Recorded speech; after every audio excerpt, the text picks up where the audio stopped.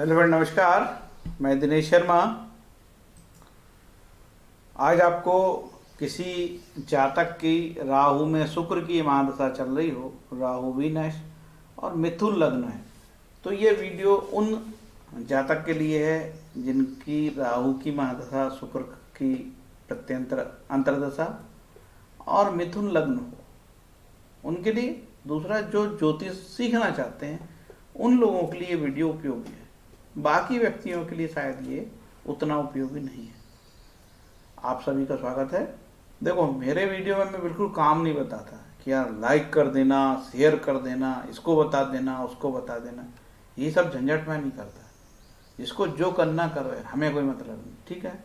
तो ये काम धंधा नहीं बताया जाएगा आपको। आप वीडियो देखो और आपको लगता है कि यार ये व्यक्ति एस्ट्रोलॉजी के खिलाफ बोलता है या कोई नियम के विरुद्ध बोलता है, तो आप मुझे शास्त्रोक्त बात बताओ कि साहब आपने ये चीज गलत बोल दी है, आप करेक्ट कर लो। तो मैं 2 मिनट भी नहीं लगेगा, करेक्ट कर लूँ। ज्यादा तकलीफ होगी तो वीडियो को, वो पार्ट को हटा भी देता हूं मैं, ठीक है।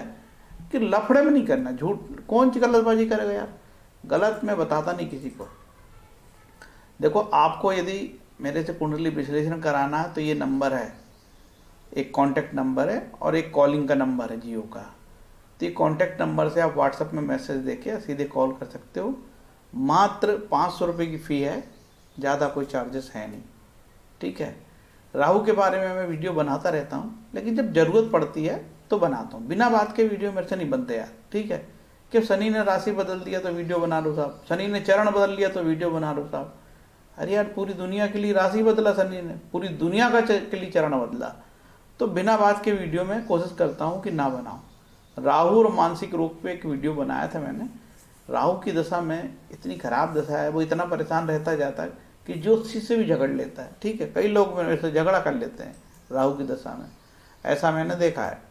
राहु शैतानी दिमाग का ग्रह है। राहु में बड़ी दिक्कत है, डिप्रेशन होता है, एंजाइटी डिसऑर्डर, बहुत सारी ऐसी चीज़ें हैं जो राहु के कारण हो जाती हैं, ठीक है। कर्म और पुनर्जन्म, ज्योतिष का जो है कर्म और पुनर्जन्म का है। ये प्रारब्ध है भैया, जो होना होएगा। कितने उपाय कर लो, उपाय करने से थोड़ी सी तकलीफ कम होती है, इसके ज़्यादा कुछ नहीं। देखो, ज्योतिष वेद का अंग है। उपनिषद 108 से अधिक थे, ठीक है। 4 वेद है। तो ये ज्योतिष जो है, 4 वेद जो है, 6 वेदांग ज्योतिष है, ये 6ठे भाग में ज्योतिष दी है। तो कोई बोले कि ज्योतिष बकवास है, उसके लिए मैं जानकारियाँ लगाया हूँ। ज्योतिष वेदों का हिस्सा है। कुछ ज्योतिषी बदमाश है, चोर हैं, लफंगे हैं, उनसे ज्योतिष नहीं बनती, वो काल सर्पयोग ही कटाते हैं, ठीक है। उन लोगों ने पूरा ज्योतिषी को बदनाम कर दिया। बहुत बड़ी विद्या थी, 20 लाख से अधिक श्लोक है। एक किताब पढ़ने से ज्योतिष थोड़ी बन सकता है। पहले के ऋषि मुनि तप तपस्या करते थे, ईश्वरीय आशीर्वाद था, इष्ट बोलते हैं इसे, तब फलित करते थे। कर्म और पुनर्जन्म के सिद्धांत की विस्तृत जानकारी देती है ज्योतिष। कुंडली प्रारब्ध बताती है, जिसे भोगना पड़ता है। अब जैसे मैं बोलता कुंडली प्रारब्ध बताती, भोगना पड़ता है। आपने देखा होगा पूरे वीडियो आजकल टोटके, सुबह से शाम तक टोटके बताता है एक वीडियो वाला, ठीक है। डेली सुबह से 7 बजे टोटके का वीडियो अपलोड करता हो। कहाँ से लेता है, कोई रेफरेंस नहीं देता, किसी किताब का नाम नहीं बताता, टोटके बता रहा है। पूछो उससे किस किताब में लिखा है, किसने ईजाद किया टोटका, किस श्लोक में लिखा है, फिर वो निरुत्तर हो जाएगा। प्रारब्ध बहुत इंपॉर्टेंट चीज है। कर्म की बारीकियों को समझना अत्यंत कठिन है। अतः मनुष्य को चाहिए कि वो ये ठीक से जाने कि कर्म क्या है, विकर्म क्या है और अकर्म क्या है। देखो, ये शरीर यात्रा है। गीता कहती है अध्याय 3 श्लोक 8, कर्म के बिना शरीर निर्वाह नहीं होता। तो शरीर यात्रा करनी पड़ती है, ठीक है। तो जीवन में कर्म करना पड़ेगा। मनुष्य अपने भाग्य का निर्माता है, ठीक है। अब वो विवेकानंद जी बोलते हैं, उठो जागो काम करो। कठोपनिषद का एक श्लोक है जो है, उत्तिष्ठ जागृत वरान्नि बोधात। उठो जागो और लक्ष्य की प्राप्ति तब तक न हो तब तक संघर्ष करो। तो कहाँ ज्योतिष, ऐसा कोई ज्योतिषी बताने लगे तो उसकी दुकान ही बंद हो जाए। ये ज्योतिषी है कि मोटिवेटर है? सच बता रहा हूँ भैया, मेरे को नहीं पालना है पेट, ना पले मेरा पेट इससे। देखो, उत्तिष्ठ गोविंद, उत्तिष्ठ गरुड़ध्वज, उत्तिष्ठ कमलकांत, त्रैलोक्य मंगलम कुरु। उठो उठो गोविंदा, उठो गरुड़ध्वज, उठो, हे कमल वाहक, तीनों लोगों का भला करो। सबको जगाने के लिए विवेकानंद जी ने बोला था, उठो जागो और लगातार काम करो, उठो जागो लगातार काम करो। कितनी मोटिवेशन वाली बात है ना। तो ज्योतिषी आपको कभी भी, ज्योतिष विद्या आपको निकम्मा नहीं बनाती। भारत का कोई भी शास्त्र आपको निकम्मा नहीं बनाता, ठीक है। निकम्मे लोग हैं जो शास्त्रों को बदनाम करते हैं। जय माँ सरस्वती। ओम गम गणपते नमः, ओम गणेश्वराय आदित्य, ओम माँ सरस्वती नमः। या कुंदेन्दु तुषारहार धवला, या शुभ्र वस्त्रवृत्ता, या वीणावर्धन मंडिताकरा, या श्वेत पद्मासना, या ब्रह्माजु शंकर प्रभृति देवे सदा वदिता सा मां पातु सरस्वती भगवती निशेष चार्या। जो व्यक्ति एस्ट्रोलॉजर बनना चाहते हैं या जिनके बच्चे छोटे हैं, पढ़ रहे हैं, उनको ही सरस्वती वंदना याद करा देनी चाहिए। माँ सरस्वती के आशीर्वाद के बिना कोई दुनिया में बुद्धिमान नहीं हो सकता, ठीक है, इसलिए लगाया है। अब मिथुन लगन में राहु की माँ दशा में शुक्र के अंदर दशा 18 वर्ष चलेगी, ठीक है। राहु शुक्र 3 वर्ष चलता है। कोई जरूरी नहीं है 18 वर्ष चलेगा तो पूरा हमारा जीवन 18 वर्ष राहु बर्बाद कर दे, ऐसा नहीं है, ठीक है। डरने की जरूरत नहीं है। सीताराम झाकृत लघु पाराशरी में लिखा, सब ग्रहों के फल अपनी अपनी अंतर्दशा में आते हैं। तो बताएं, इंपॉर्टेंट हो गई अंतर्दशा यार। राहु तो ठीक है, लेकिन शुक्र बड़ा इंपॉर्टेंट हो गया। शुक्र को देखना चाहिए कैसा, अच्छा है बुरा है, D9 में कैसा गया, D10 में कैसा गया, क्या फल दे सकता है, किस राशि में, कहाँ बैठा है, किस ग्रह से दृष्ट है, कौन से नक्षत्र में है, इस सब का विश्लेषण हम करेंगे अभी। और चूंकि वीडियो लंबा हो जाता है तो कोई बात नहीं है। महादशाएं इस तरीके से चलती है, जैसे एक उदाहरण है, जैसे राहु में शुक्र, फिर शनि, फिर मंगल, सूर्य, सब पाप ग्रह की दशा आई तो एकदम से बहुत तकलीफ होती है। कभी कभी आती है, सारी पाप ग्रहों की दशा लाइन से आ जाती है, ठीक है। देखो, राहु को हमने तमो गुणी ग्रह माना है, ठीक है। सत्व गुण होता है, एक रजगुण होता है। राहु के पास तम है, अंधकार है, उल्टा सीधे हरकत है, चोर है, फरेब है, छली है। अब राहु ने अमृत पीने के लिए अपना रूप बदल लिया था छल कपट से, तो लोग उसको, राहु को नए एस्ट्रोलॉजर बोलते हैं कि ये AI है, आर्टिफिशियल इंटेलिजेंट का काम भी करता है। करता होगा भैया, लोगों का मुंह है, जिसको जो लगे बोल रहा है यार, है ना। हमने अनुसंधान किया, बोले तो बोल दिए, ठीक है यार। मुंह की तो खा रहा है ज्योतिषी, और काई की खाता है सिवाय मुंह चलाने के। राहु काफी खराब ग्रह है। CBI, ED, लोकायुक्त, विजिलेंस, फेरा फेमा, सब के लफड़े आते हैं राहु में यार। अब ऐसा नहीं कि राहु में ही आते हैं, सब ग्रहों की दशा में आते हैं, ठीक है। राहु तम का प्रतीक है। राहु केतु दोनों भ्रष्टाचार में फंसवा देता है, भ्रष्टाचार की पोल खुल जाती है, छापा जब्ती, सीजर। लोग इतने परेशान हो जाते हैं, किलिंग थॉट आते हैं, मरने का प्रयास करते हैं, फांसी लगाने के चक्कर में रहते हैं, सुसाइड अटेम्प्ट करते हैं, पॉइजन खा लेते हैं, या पॉइजन से उनको भी रिएक्शन हो जाता है, षड्यंत्र का शिकार होते हैं, खुद भी षड्यंत्र करते हैं। सरकारी लोगों की डिपार्टमेंट इंक्वायरी होना, ट्रैप हो जाना, फंस जाना, पकड़े जाना, ये सब चिकल्लत रहती है। राहु आपकी दशा हो और आप बहुत उद्योगपति हो, तो आपके यहाँ इन्फोर्समेंट डायरेक्टरेट के लोग आ जाएं, साहब आपने फलाना माल विदेश से बुलाया, टैक्स नहीं चोरी किया, PMLA एक्ट लग जाए, फेरा फेमा कानून, मनी लॉन्ड्रिंग के चार्जेस लग जाएं, आम बात है। मनी लॉन्ड्रिंग तो जानते हो ना, काला पैसे को सफ़ेद करना, उल्टी सीधी कंपनियां बनाना, फरेबी। तो बचो भैया, इन्फोर्समेंट डायरेक्टरेट बड़ी पावरफुल है आजकल, तो इससे बचो आप, ठीक है। और राहु के और भी जो है बहुत सारे फलित है राहु के यार, ये मैंने दे दिया। संतानहीनता के मामले में भी राहु साप योग निर्मित करता है, लेकिन ये नहीं है कि बोल दिया तो पंचम राहु है तो भैया साप योग ही बनाए, ऐसा नहीं है, ठीक है। इसी से लोग एस्ट्रोलॉजर डराते हैं। राहु गंगा स्नान भी कराता है। यदि नवमेश दशमेश से युक्त राहु कई बार अच्छे फल देता है, ऐसा नहीं कि कोई भी ग्रह हमेशा खराब फल ही देगा, लेकिन देखने में आया है कि राहु तकलीफ देता है यार, क्या बताऊं। कहीं बैठे, 9वें में बैठे, 10वें में बैठे, तो भी तकलीफ देता है। देखो, जनरल रूल है कि केंद्र आदि शुभ त्रिष्ठाय त्रिकादि स्थानों में अधिपति ग्रहों में जो शुभत्व और पापत्व का निवेश होता है, उसके अनुसार ग्रहों की शुभता आदि का विचार करना चाहिए। जातक तत्व कहती है पाप ग्रह की महादशा में पाप ग्रह की अंतर्दशा शत्रु द्वारा अर्थ हानि भय देती है, लेकिन शुभ और पाप ग्रह का निर्णय लघु पाराशरी के मत अनुसार किया जाए। लघु पाराशरी के निर्णय में आगे आपको बताऊंगा, ठीक है। अब कभी कभी शनि की दशा, फिर अंतर्दशा सूर्य की, फिर राहु आ गया और केतु आ गया और मंगल आ गया, सब पाप ग्रहों का एकदम से क्रम से दशाएं आती है, कष्टप्रद होती है। ये राहु के 3 नक्षत्र है, आद्रा, स्वाति, सतविसा। शुक्र के 3 नक्षत्र हैं, भरणी, पूर्वा, पूर्वाषाढ़ा। यदि शुक्र अपने स्वयं के नक्षत्र में होगा तो अच्छा माना जाएगा। कोई भी ग्रह अपने नक्षत्र में भाई शुभत्व प्राप्त करता है, उसी तरीके से कोई भी ग्रह अपनी राशि में शुभत्व प्राप्त करता है, खुश होता है वो। राहु तम है, ये मैंने आपको बताया अभी। राहु केतु के बारे में लिखा है ऋषि पाराशर ने कि राहु केतु केंद्र त्रिकोण में स्थित हो और केंद्र त्रिकोणपति से युत या दृष्ट हो तो अच्छे फल देंगे। लेकिन व्यवहार में ऐसा नहीं है मेरे भाई, बहुत तकलीफ देता है। 9वां राहु भी तकलीफ, 5वां राहु भी तकलीफ, 10वां राहु भी तकलीफ। इसलिए इस विषय में मैं कोई श्योर नहीं बोल सकता कि ऐसा ही होगा। तो कई बार जो ज्योतिष के सूत्र वो बैठते नहीं, फलित अच्छा नहीं हो पाता, तो बहुत तकलीफ होती है यार कि फलित नहीं बैठते ज्योतिष के। और आगे बढ़े, जो जो काम की बात है वही बताऊंगा। राहु और केतु की कोई राशि नहीं है, ठीक है। तो इनके उच्च किस राशि में उच्च का होगा, किस राशि में नीच का होगा, बड़ा मतभेद है, ठीक है।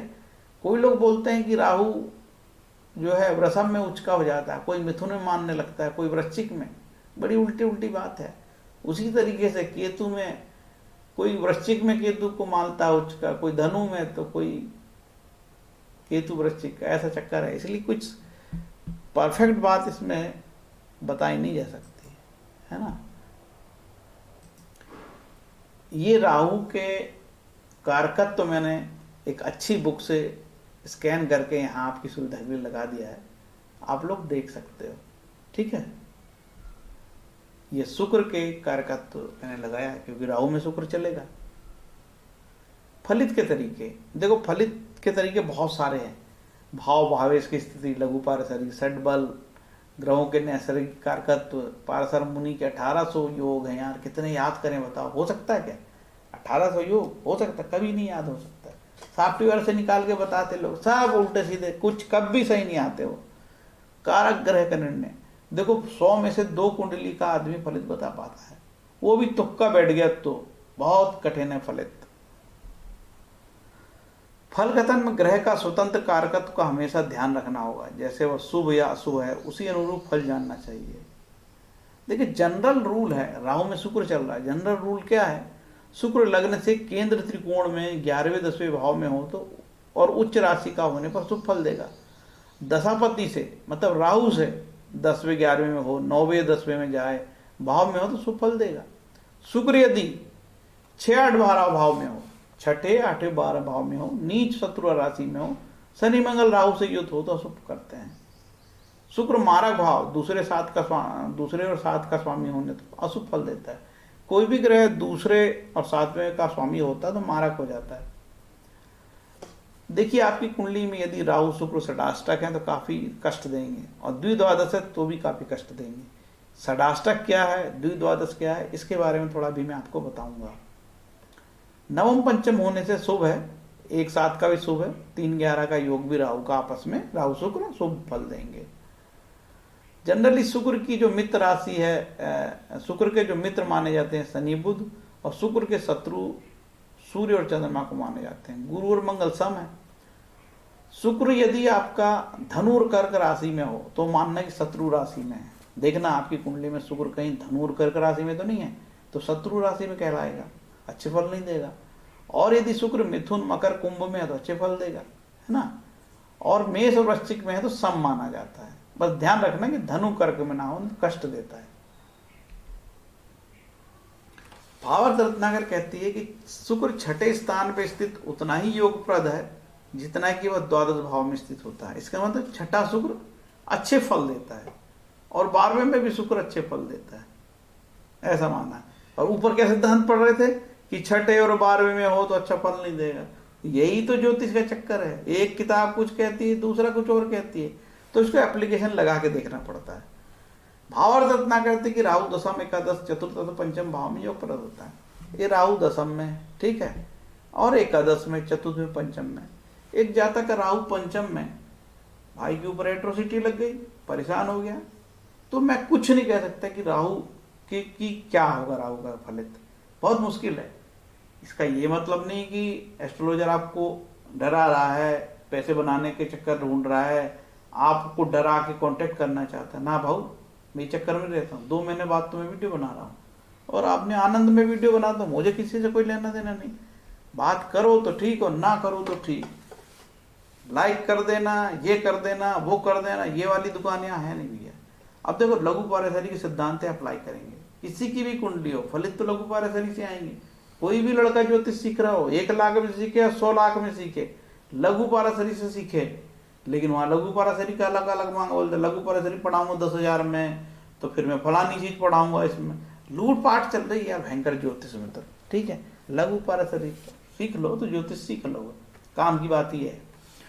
देखो, लग्नेश को कभी भी दोष नहीं लगता। लघु पारेषणी 42-43 श्लोक है मात्र, छोटी सी किताब है, सीख लो तो मजा आएगा। लग्न कुंडली से बता रहा हूँ, चंद्र कुंडली की बात नहीं कर रहा हूँ, लग्न कुंडली की बात कर रहा हूँ।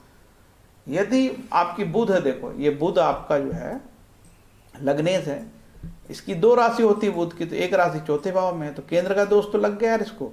ठीक है, बुध को केंद्र का दोष लगे, वो कहीं बैठा रहे। ठीक, लग्नेश, फिर सूत्र कहता है कि लग्नेश को कोई दोष नहीं होता। ठीक है भैया, लग्नेश को कोई दोष नहीं हुआ। ठीक, कर्क राशि, दूसरी राशि कर्क, चंद्रमा यहां मारक हो गया, याद रखना। मिथुन लग्न में 3 नंबर की लग्न में चंद्रमा मारक होने से खराब हो गया, सूर्य तृतीय होने से बहुत खराब हो गया, अशुभ हो गया। बुध को केंद्र का दोष लग गया। शुक्र बहुत शुभ है, यहाँ पंचम के शुभ, लेकिन इसका एक भाव द्वादशेष होके खराब हो गया। तो हम बोलेंगे शुक्र को यहाँ, शुक्र सदोष है, सदोष नहीं है, मतलब हाँ शुक्र को सदोष मानेंगे, दोष के साथ है। क्यों? पंचमेश होके शुभ और यहाँ द्वादशेष होके खराब, तो शुक्र भी थोड़ा बिगड़ गया। मंगल को देखते हैं, मंगल इस कुंडली में सबसे खराब ग्रह, क्योंकि तीसरा स्थान 11वां और छठे को उपचय माना जाता है, उपचय खराब होता है, अशुभ फल देता है। ठीक, अब ये गुरु को देखते हैं। गुरु यहाँ पे मार्केश होके मारक है, 10वें होके शुभ है, लेकिन केंद्र का दोष गुरु को लगेगा। ठीक, क्योंकि 2 राशि केंद्र में आएगी तो केंद्र का दोष लग गया। और क्या होगा, गुरु को केंद्र का दोष लगेगा यहाँ, चाहे वो कहीं बैठे, उच्च का हो नीच का हो, हमें उससे मतलब नहीं। उच्च का नीच का हो तो भी केंद्र का दोष लगता है। शनि यहाँ पे अष्टमेश होके बहुत खराब, नवमेश होके अति शुभ। क्या फल देगा साहब, कंफ्यूज क्यों करते हो? अरे मिश्रित फल देगा मूर्ख, किताबों में लिखा मिश्रित फल देगा, मिश्री नहीं मिश्रित, समझ गए? ऐसे थोड़ी ना ज्योतिषी बता दोगे कुंडली देखते साथ। अब क्या है, क्या बचा यार? कुछ नहीं बचा। आप बोलोगे पंडित जी, शर्मा जी, आपने इस कुंडली में तो सबको बुरा बता दिया, तो मैं क्या करूं? सिद्धांत यही कहता है, सिद्धांत यही कहता है, द्विस्वभाव लग्नों में सारे ग्रह खराब होते हैं, कोई अच्छा फल नहीं देता। ठीक, कन्या लग्न की कुंडली और मिथुन लग्न की कुंडली में कोई भी ग्रह दो ऐसा नहीं है जो साफ सुथरा हो, उसको दोष लग ही जाएगा। आप क्या बोलेंगे? लग्नेश होके बुध शुभ है, शुक्र को शुभ मान लेते हैं, शनि को दोषी मान लेते हैं, लेकिन नवम राशि यहाँ पे है, इंपॉर्टेंट भाव में, ये शनि फायदे देगा। क्यों? क्योंकि इसकी नवम राशि जो है, कुंभ राशि जो है, जो मूल त्रिकोण राशि है, ये नवम स्थान पे है, और ये मूल त्रिकोण है ना, पंचम नवम सब मूल त्रिकोण ही, तो बहुत अच्छे फल देगा।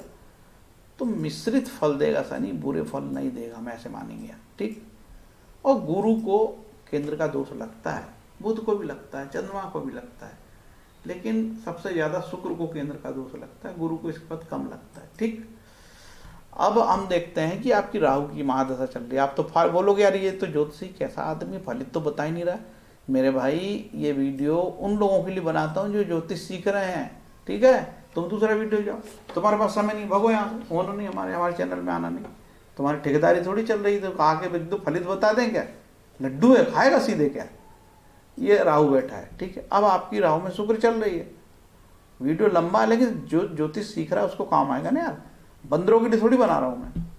ठीक है, अब राहु में यहाँ तो आपका क्या हुआ, मैं पहले षडाष्टक बता देता हूँ। षडाष्टक का मतलब ये होता है, हम राहु से गिनेंगे तो शुक्र छठा आया, और शुक्र से गिनेंगे, कैसे गिनेंगे? 1 2 3 4 5 6 7 8, ठीक, ये षडाष्टक हो गया। यार एक फोन ले लेता हूँ जरा, चलो भाई लगाता हूँ यार, पॉज कर दिया था, एक भी फोन आ गया था। ओके, अब ये षडाष्टक हो गया, और यहाँ देखो ये भी षडाष्टक हो गया। अब ये षडाष्टक कहीं पे भी बन सकता है, यहाँ पे भी बन सकता है, राहु किसी का चौथा हो, ये षडाष्टक हो गया। अब राहु किसी का पांचवा हो और ये शुक्र है, षडाष्टक बन गया। सब जगह सारे षडाष्टक बता दें, ये षडाष्टक बन गया। ये देखो राहु यहाँ हो, शुक्र यहाँ, षडाष्टक बन गया। षडाष्टक बहुत खराब फल देता है। यहाँ हो, ये षडाष्टक बन गया, 1 2 3 4 5 6, ठीक, 1 2 3 4 5 6, ठीक है। यहाँ नहीं बनेगा षडाष्टक, सॉरी यहाँ षडाष्टक नहीं बनेगा, षडाष्टक बनेगा यहाँ, ठीक, 6 हो गया। अब राहु यहाँ है, ये षडाष्टक बन गया। अब राहु यहाँ है, शुक्र, षडाष्टक बन गया। ऐसे षडाष्टक खराब फल देता है, ठीक है। अब द्विद्वादश क्या होता है, आपस में आगे पीछे हों, राहु से गिनेंगे दूसरा और शुक्र से गिनेंगे तो 12वां, ये द्विद्वादश कहीं पे भी हो सकता है। ये भी यदि राहु शुक्र आगे पीछे हो तो 2 12 का योग, ये भी काफी खराब फल देता है, ठीक, समझ में आया। उदाहरण से बता दिया, भयंकर लंबा वीडियो बनेगा यार, कोई नहीं देखता यार, कलयुग है, समझे, कलयुग है, लोगों को सब जल्दी गरम गरम खाना है, तो ये षडाष्टक खराब फल देगा, ठीक। और अब क्या फल देगा, अब मैं शुक्र के बारे में बता देता हूँ। शुक्र क्या फल देगा इस कुंडली में, देखो। अब शुक्र कहीं पे भी बैठा हो, राहु कहीं पे भी बैठा हो, मैं शुक्र का बता देता हूँ, ठीक। आपका शुक्र यहाँ नीच का हो गया, सिंपल रूल है यार, नीच के ग्रह खराब फल देते हैं। एक जगह लिख दिया है D9 में उच्च का होगा तो अच्छा फल देगा, ये सब कहने की बातें हैं, ठीक है। लग्न में बिगड़ गया ना, D9 में थोड़ा सुधर गया तो उतना खराब नहीं होगा। लेकिन मैंने देखा है कि कई बार हम सूत्र को अप्लाई करते हैं कि यार शुक्र यहाँ नीच का तो D9 में उच्च का होगा तो अच्छे फल देगा, नहीं देता यार, रेयर कुंडली में देता अच्छे फल, ठीक है। तो बिगड़ गया तो बिगड़ गया, इसको कोई नहीं सुधार सकता। दिल्ली और नोएडा गुड़गांव का एस्ट्रोलॉजर नहीं सुधार सकता, दुनिया का कोई एस्ट्रोलॉजर नहीं सुधारता।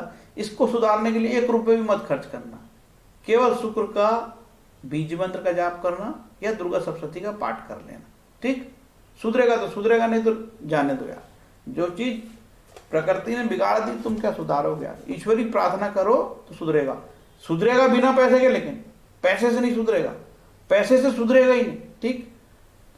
आप शुक्र यहाँ पे हो तो उच्च का हो गया यार, निश्चित रूप से उच्च के ग्रह अच्छे फल देते हैं, ठीक है, अच्छा फल देगा। अब लग्न में हो गया तो लग्न तो शुभ होती है, ठीक है। लेकिन हम उसमें ये देखेंगे कि मिथुन राशि में इसके कैसे संबंध है। मिथुन राशि से, मिथुन राशि से इसके संबंध जो है सम है, तो ये कोई खराब रिजल्ट नहीं देगा, ठीक।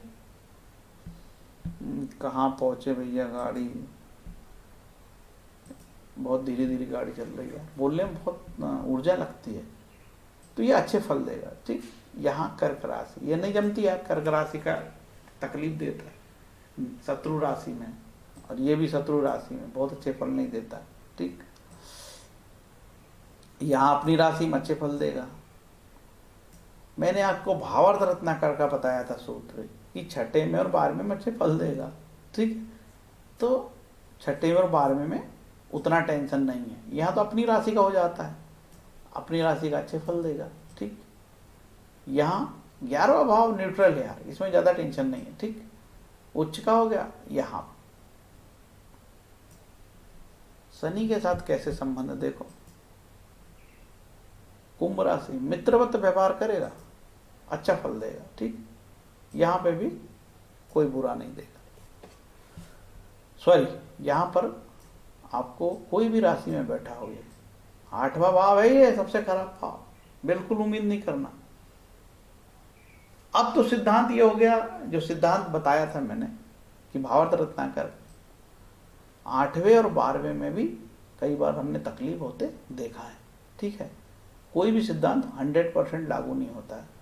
तो अब हमको नहीं पता यार तुम्हारी कुंडली में राहु कहाँ है, हम तो तुक्केबाजी कर रहे हैं, अंदाजा बता रहे हैं आपको, है ना।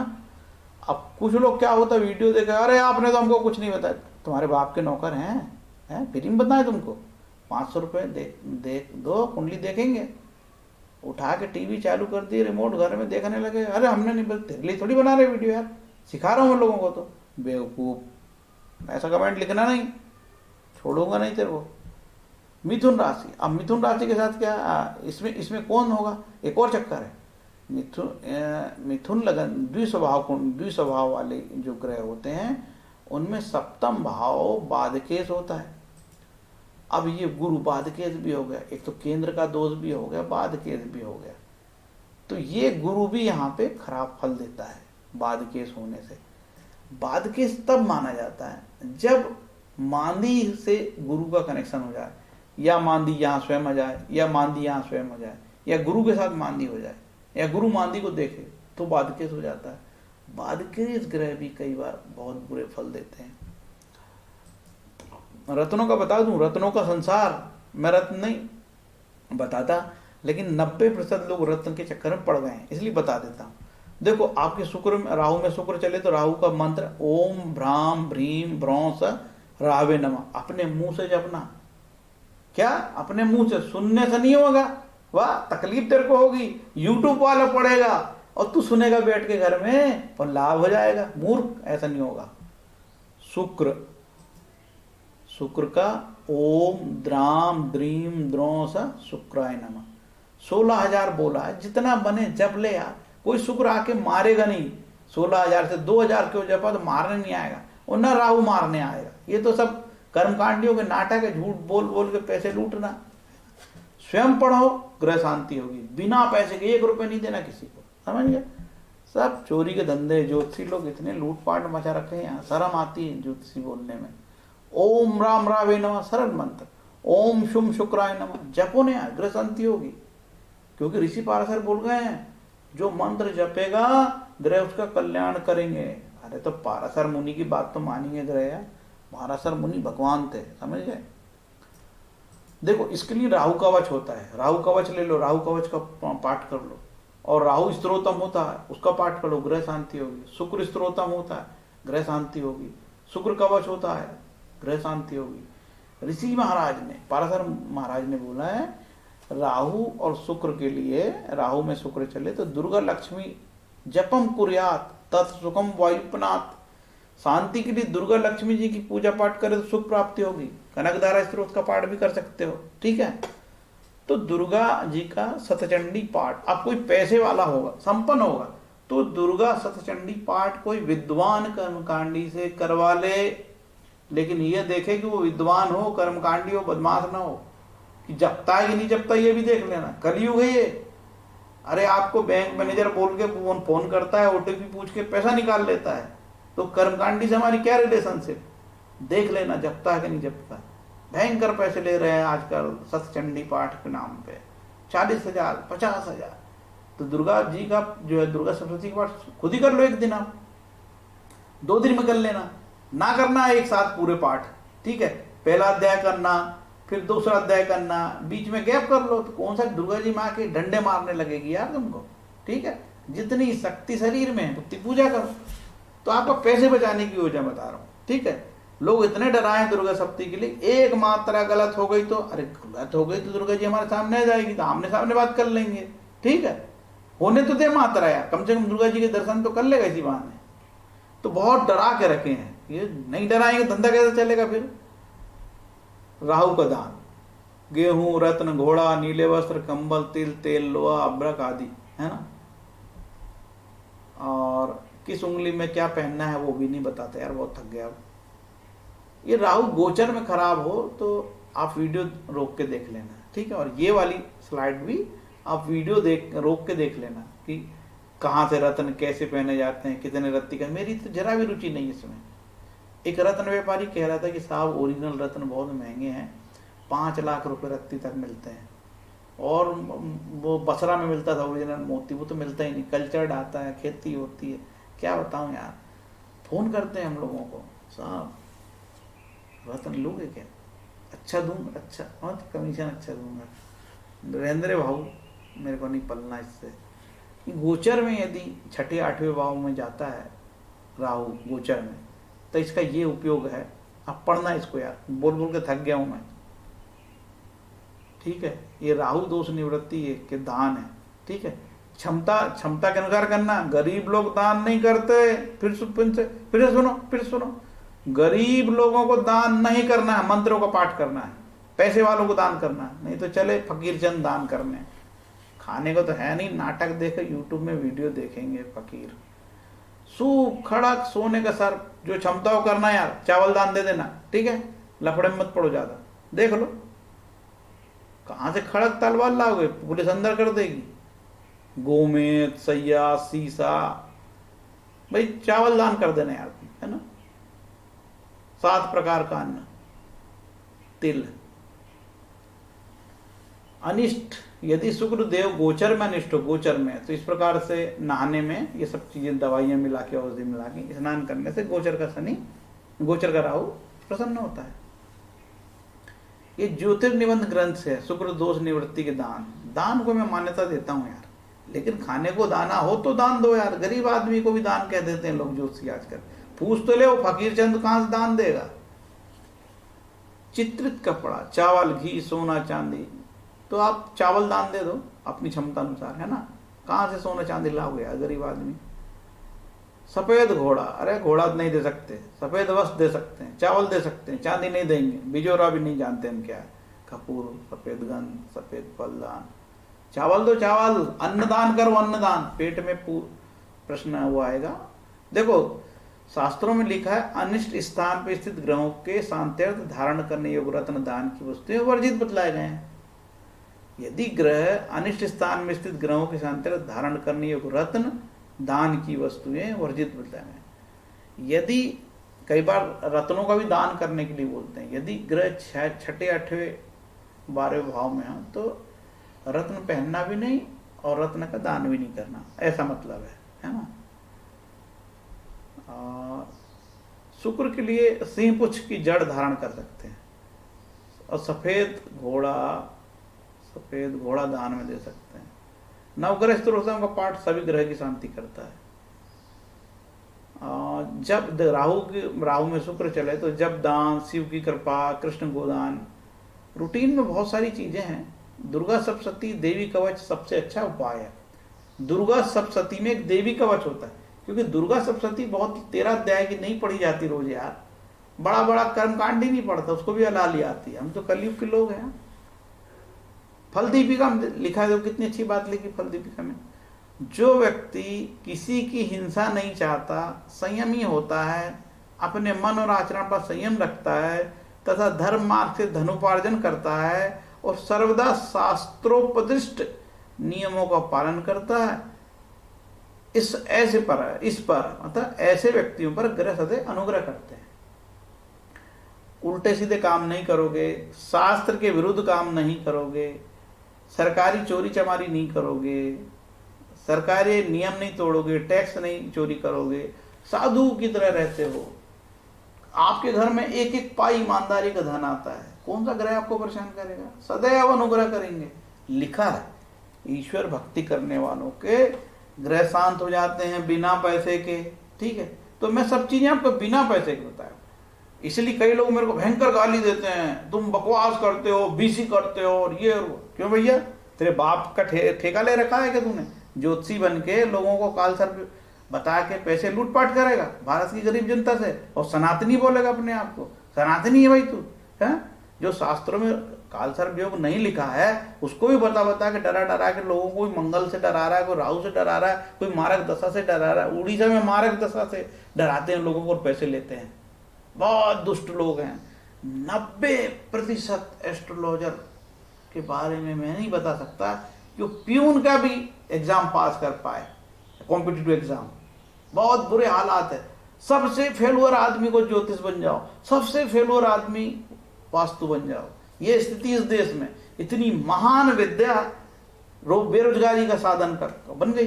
इतनी महान विद्या लोगों के जीवन यापन का साधन बन गई है।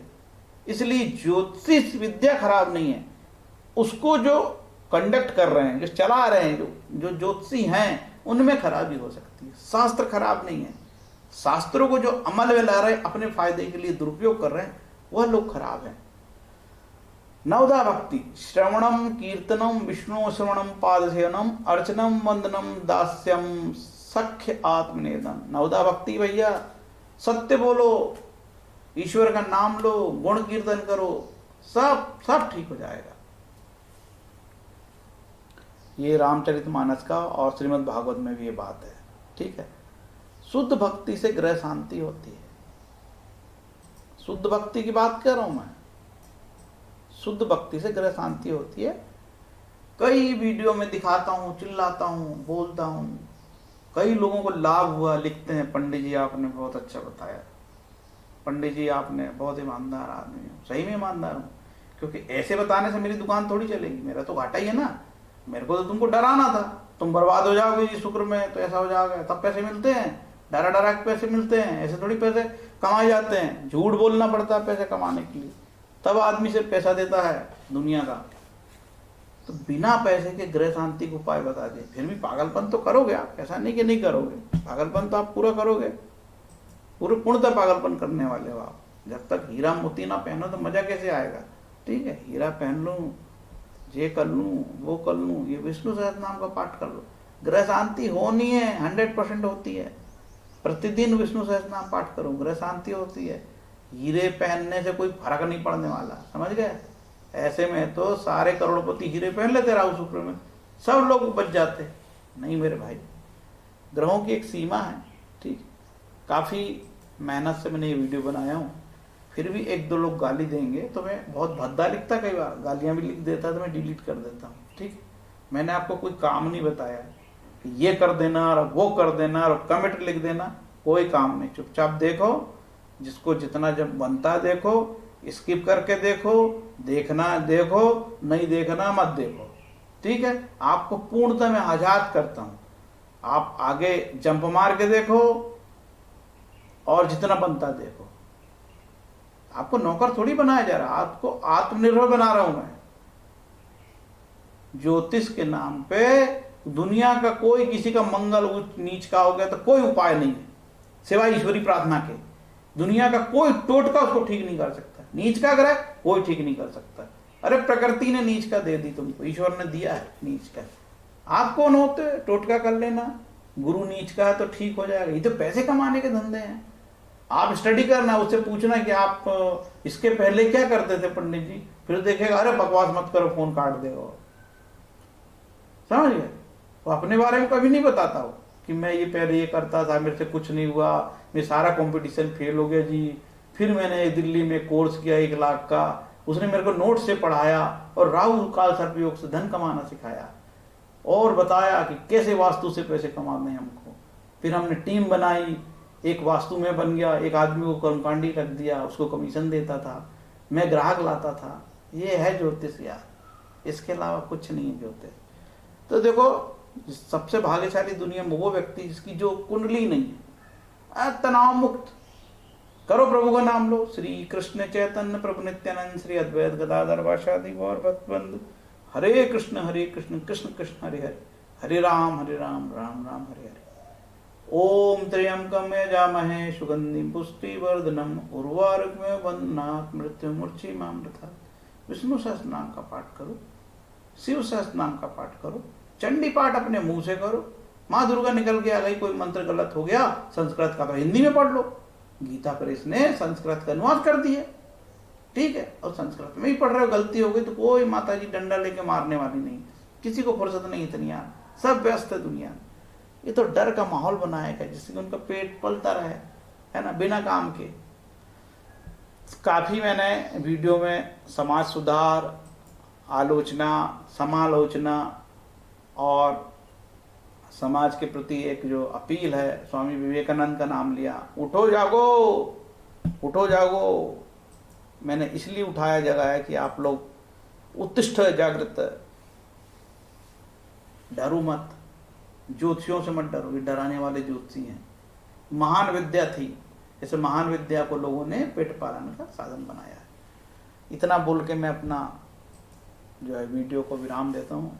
मैंने लगभग 2 महीने बाद वीडियो बनाए, मन होता नहीं, इतनी गंदगी ज्योतिष में यार, क्या बताऊँ।